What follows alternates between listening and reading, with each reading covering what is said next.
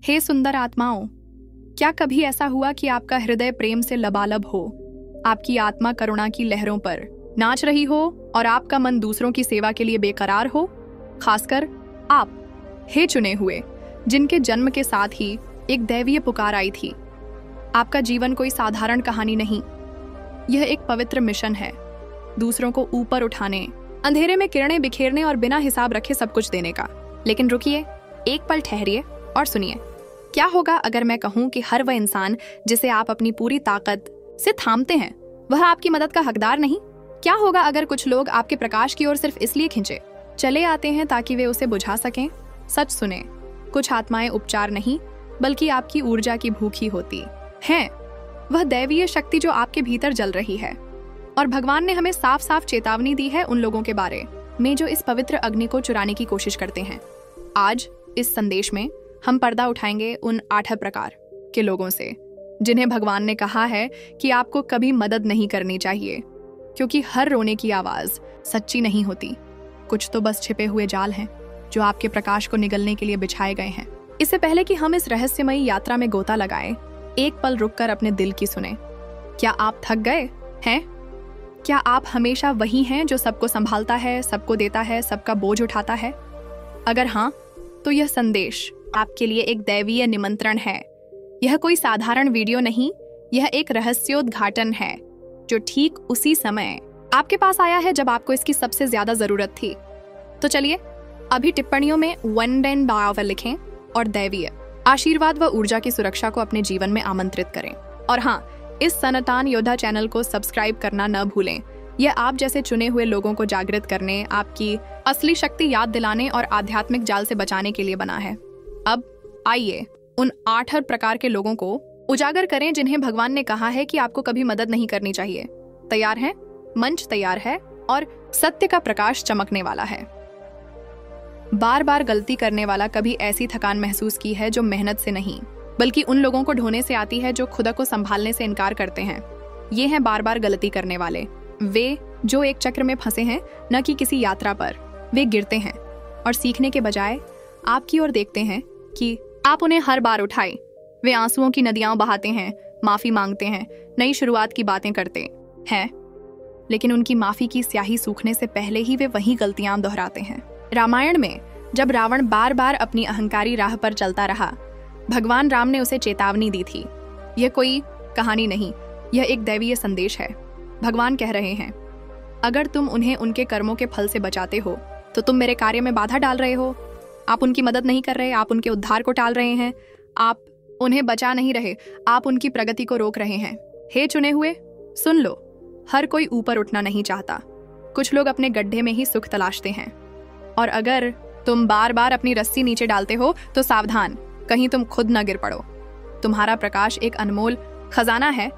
इसे उन पर खर्च करो जो सचमुच आगे बढ़ना चाहते हैं, न कि उन पर जो अपनी तबाही में मस्त हैं। आध्यात्मिक रूप से अंधान ये वे लोग हैं जो तुम्हारे आध्यात्मिक मार्ग को देखकर हंसते हैं, उसका मजाक उड़ाते हैं। वे तुम्हारे विश्वास को नहीं, तुम्हारे परिवर्तन को नहीं, तुम्हारी भक्ति को नहीं, बल्कि तुम्हारी पूरी यात्रा को ठुकराते हैं। लेकिन रुकिए, यह अज्ञानता नहीं, यह विद्रोह है। तुम उन्हें ज्ञान का मोती सौंपते हो और वे उसे मूर्खता कहकर फेंक देते हैं। तुम प्रेम की बात करते हो और वे नफरत की आग उगलते हैं। उपनिषदों में कहा गया है, पवित्र ज्ञान को उन तक न ले जाओ जो उसका तिरस्कार करते हैं, वरना वे उसे कुचल देंगे और तुम्हें ही चोट पहुंचाएंगे। ये कोई सजा नहीं, ये तुम्हारी रक्षा है। तुम्हारा ज्ञान एक दैवीय रत्न है जो आग और परीक्षाओं से तराशा गया है। इसे उन लोगों के सामने फेंकना जो इसे मिट्टी समझते हैं, न केवल उसका अपमान है बल्कि उस भगवान का भी अपमान है जिसने इसे तुम्हें सौंपा। ये लोग प्रकाश की तलाश नहीं करते, वे उसे बुझाना चाहते हैं, क्योंकि वह उनके अंधेरे को बेनकाब करता है। अपने रत्नों की रक्षा करो हे चुने हुए। अपना ज्ञान केवल वहां बांटो जहां उसकी कद्र हो। पत्थरों को पानी देकर फसल की उम्मीद मत करो। भावनात्मक जोड़ तोड़ करने वाला ये लोग हमेशा संकट में डूबे रहते हैं, लेकिन हैरानी की बात, उनका हर संकट एक ही नक्शे पर चलता है। गलती कभी उनकी नहीं होती। वे कहानियां गढ़ने के उस्ताद हैं। हर असफलता किसी और की साजिश, हर हार किसी और का हमला। और तुम अपने करुणामय हृदय के साथ उनके लिए सबसे आसान शिकार बन जाते हो। वे ठीक वक्त पर आंसू बहाते हैं, तुम्हारे सामने ढह जाते हैं। वे जानते हैं कि तुम्हारी दया को कैसे अपनी जंजीर बनाना है। एक बार की मदद जल्दी ही एक अनंत बंधन बन जाता है जिसे तुमने कभी चुना ही नहीं। वे उपचार नहीं चाहते, वे नियंत्रण चाहते हैं। वे सलाह नहीं चाहते, वे तुम्हारी वफादारी चाहते हैं। और धीरे धीरे तुम बिना समझे उनकी कहानियों के बोझ तले दबने लगते हो।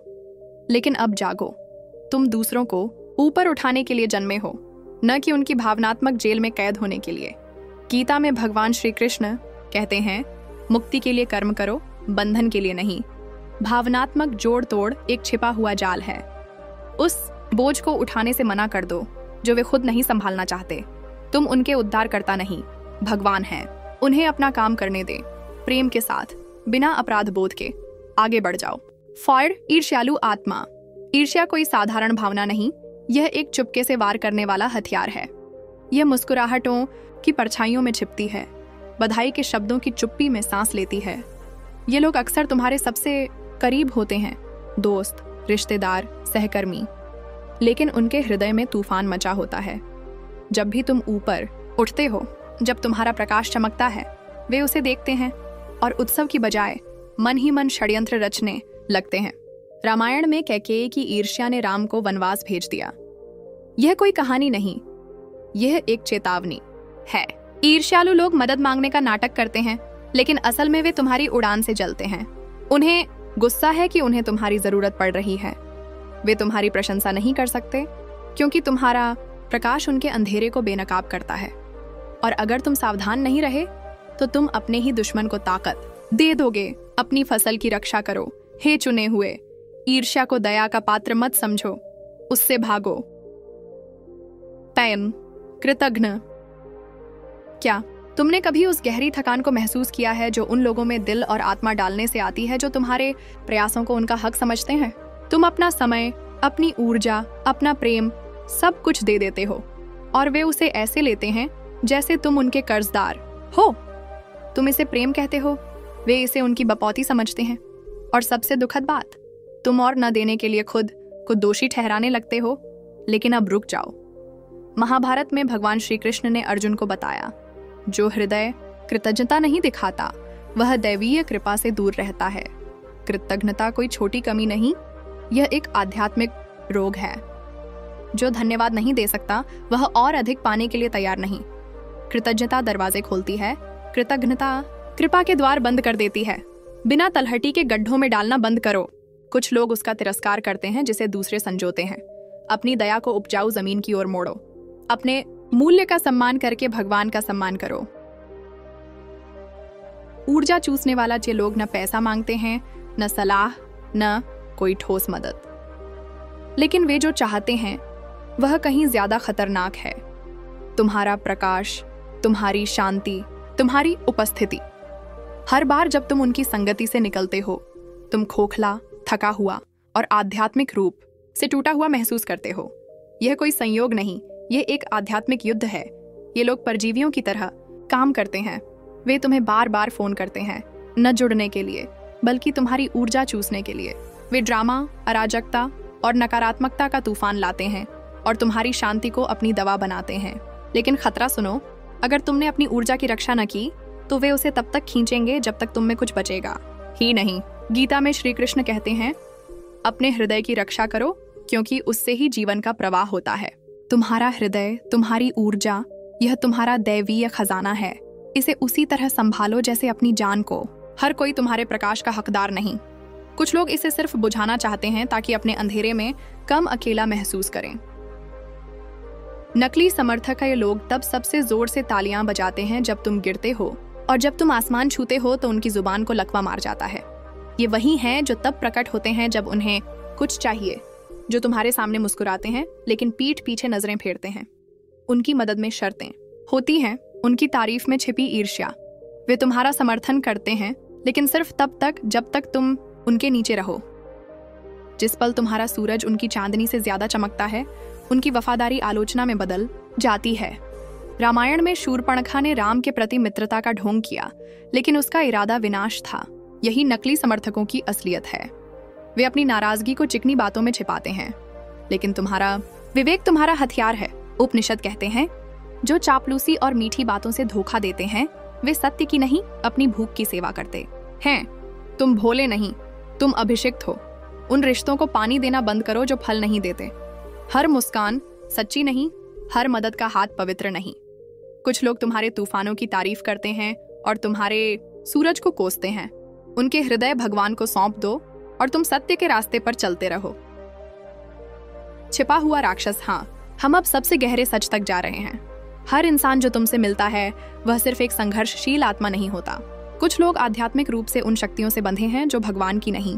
वे टूटे हुए दिखते हैं, लेकिन उनकी आत्मा अंधेरे को ढो रही होती है। वे तुमसे इसलिए जुड़ते हैं क्योंकि तुम्हारा प्रकाश उनकी छाया को बेनकाब करता है। गीता में श्री कृष्ण चेताते हैं, हमारा युद्ध सिर्फ देह और रक्त से नहीं बल्कि अधार्मिक शक्तियों से है। यह आध्यात्मिक युद्ध है। तुम उसकी मदद नहीं कर सकते जो तुम्हें नष्ट करने आया है। हे चुने हुए, दूसरों की मदद करना तुम्हारा धर्म है, लेकिन हर कोई तुम्हारे दैवीय प्रकाश का हकदार नहीं। भगवान ने तुम्हें यह शक्ति व्यर्थ करने के लिए नहीं दी। तुम्हें बुद्धि के साथ चलने, विवेक के साथ सेवा करने और अपने अभिषेक को पवित्र खजाने की तरह संभालने के लिए चुना गया है। याद रखो, भगवान राम ने भी उन गांवों को छोड़ दिया जिन्होंने सत्य को ठुकराया। तुम सबके उद्धारकर्ता नहीं, तुम उन लोगों के मार्गदर्शक हो जिन्हें भगवान ने भेजा है। अपने रास्ते की रक्षा करो, अपने हृदय को संभालो और अपने मिशन का सम्मान करो। यह है सनातन योद्धा चैनल। अगर यह संदेश ठीक उसी वक्त तुम तक पहुंचा जब तुम्हें इसकी जरूरत थी, तो टिप्पणियों में एक और एटीदस लिखो। तुम्हारे देवदूत देख रहे हैं, और इस चैनल को सब्सक्राइब करो ताकि ऐसे और दैवीय संदेश तुम तक पहुंचें जो तुम्हें जागृत करें और तुम्हारी रक्षा करें। तुम अकेले नहीं हो, तुम ऊपर उठ रहे हो। देखने के लिए दिल से धन्यवाद। और अब आप इस वीडियो को लाइक करें और सनातन योद्धा चैनल को सब्सक्राइब करें। अगली बार फिर मिलेंगे किसी और मुद्दे के साथ। तब तक अपना और अपनों का ख्याल रखें। आपके समर्थन के लिए हम हृदय से आभारी हैं। धन्यवाद और भगवान आपकी राह प्रकाशित करें।